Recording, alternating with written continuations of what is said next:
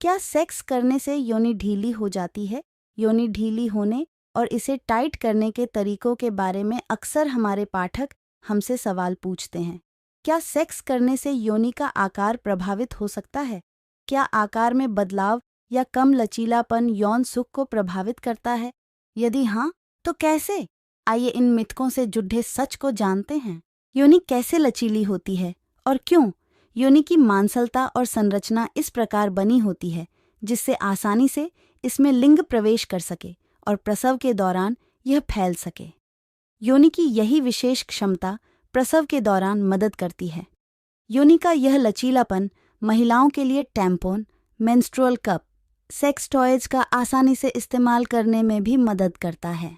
योनि की मांसलता और संरचना इस प्रकार बनी होती है जिससे आसानी से इसमें लिंग प्रवेश कर सके और प्रसव के दौरान यह फैल सके।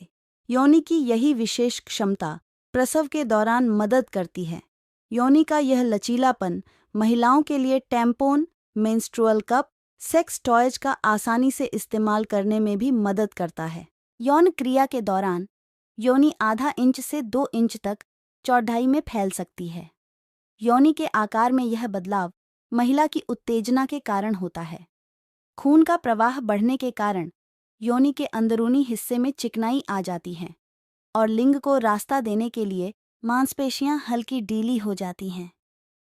एक बार लिंग अंदर जाने के बाद सेक्स का आनंद बढ़ाने के लिए ये मांसपेशियां फिर से टाइट हो जाती हैं। चूंकि इन मांसपेशियों को फैलने और सिकुड़ने में समय लगता है, इसलिए लंबे समय तक फोरप्ले करना चाहिए ताकि पेनिट्रेटिव सेक्स के मामले में दोनों पार्टनर को खूब मजा आए। क्या लंबे समय तक सेक्स करने से योनि ढीली हो सकती है? सेक्स करने से योनि ढीली जरूर होती है, लेकिन हमेशा के लिए नहीं। जब महिला की उत्तेजना खत्म हो जाती है तो योनि अपने मूल आकार में वापस सिकुड़ जाती है। डॉक्टर और मेडिकल एक्सपर्ट दोनों इस बात से सहमत हैं कि रोजाना सेक्स करने से योनि की संरचना में कोई स्थायी परिवर्तन नहीं होता है।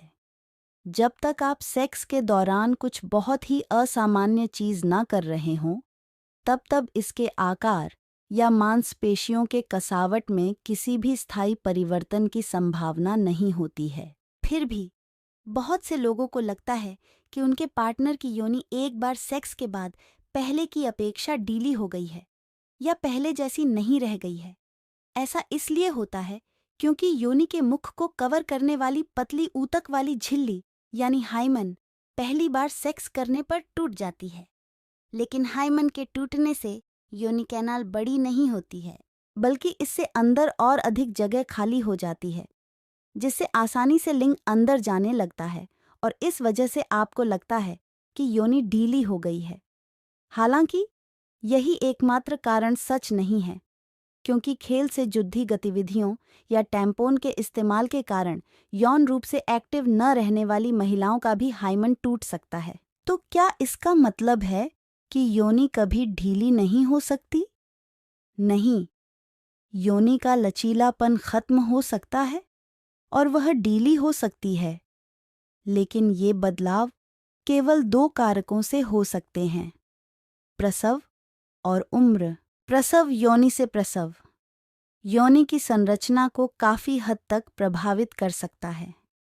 दरअसल, योनि की मांसपेशियां गर्भाशय से योनि के द्वार तक बच्चे की गति को सुविधाजनक बनाने के लिए अपनी अधिकतम सीमा तक फैलती हैं। चूंकि इस फैलाव इतना अधिक होता है कि योनि की मांसपेशियों को फिर से टाइट होने में कुछ समय लग सकता है, फिर भी वह अपने मूल शेप में वापस नहीं आ पाती है। कई बार प्रसव होने के बाद योनि की मांसपेशियां कमजोर और कम लचीली हो सकती हैं।